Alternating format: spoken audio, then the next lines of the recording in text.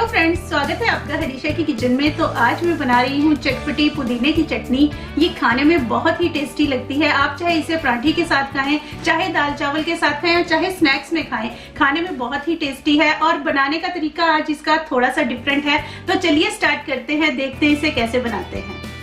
पुदीने की चटनी बनाने के लिए मैंने फ्रेश पुदीना लिया है और साथ में ही हरी सौंफ ली है। हरी सौंफ डालने से इसका टेस्ट और भी अच्छा हो जाता है। और इसके साथ ही मैंने ये सारा सामान लिया है, तो मैं ये मिक्सर में डालती जाऊंगी और आपको बताती जाऊंगी कि इसमें क्या क्या मैंने डाला है। सबसे पहले पुदीने और सौंफ को मैं वॉश कर लेती हूँ अच्छे से। इसको 3 से 4 बार मुझे वॉश करना पड़ेगा, तो इसकी मिट्टी अच्छे से निकल जाएगी। मैंने 3 प्याज लिए हैं और इनको मैं इस तरह से काट लूंगी।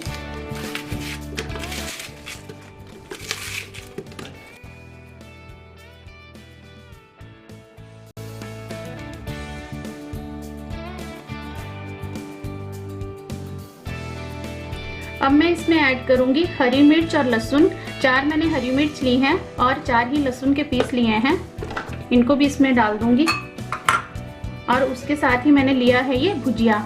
ये नमकीन भुजिया है, इसको डालने से इसका टेस्ट बहुत अच्छा आ जाता है। 1 बाउल के करीब मैंने ये लिया है। इसके साथ ही मैंने लिया है अनारदाना पाउडर 2 चम्मच, सूखा धनिया 1 चम्मच, 2 चम्मच शक्कर के लिए हैं, 1 चम्मच अजवाइन ली है, 1 छोटा चम्मच जीरा लिया है और 1 बड़ा चम्मच मैंने नमक का लिया है। नमक आप अपने टेस्ट के अकॉर्डिंग भी ले सकते हो। और अब मैं इसमें ऐड कर रही हूँ पुदीना और साथ में ही सौंफ। इसको मैं थोड़ा काट के डाल दूंगी और मैं इसको इसमें थोड़ा थोड़ा करके डालूंगी क्योंकि ये ज़्यादा बनाई है मैंने।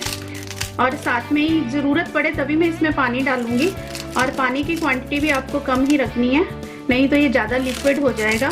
तो मैं सारा काट के पहले इसको इसमें डाल लेती हूँ और फिर चॉप कर लेती हूँ।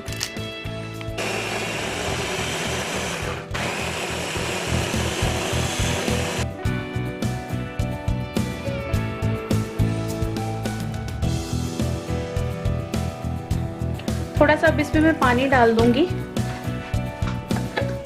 साथ में जो बचे हुए पुदीना और सौंफ है उनको भी मैं इस तरह से काट के डाल दूंगी थोड़ा थोड़ा, और साथ के साथ चलाती रहूंगी।